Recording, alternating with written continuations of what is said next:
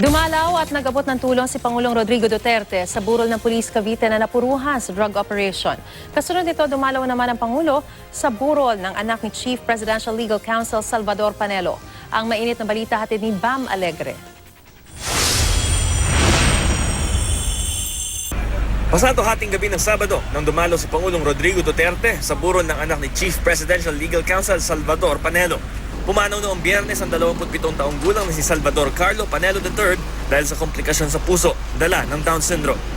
Pribado ang naging pagbisita ni Pangulong Duterte sa pamilya Panelo sa Cosmopolitan Memorial Chapels and Crematory sa Araneta Avenue, Quezon City at tumagal siya roon ng humigit kumulang 2 oras. Sa isang pahayag, ipinarating na Malacanang ang kanilang pakikiramay kanila Secretary Panelo.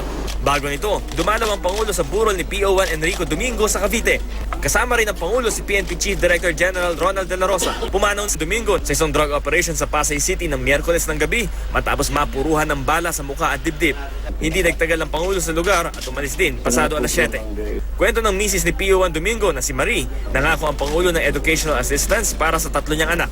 Nag-abot din daw ang Pangulo ng 20,000 pesos cash at nangako raw na magbibigay pa raw ng karagdagang tulong. Maliliit yung anak ko, yung pang-araw-araw po namin pangangailangan. Pati yung pag-aaral po, pinoproblema ko din. Kasi walang-wala po talaga kami.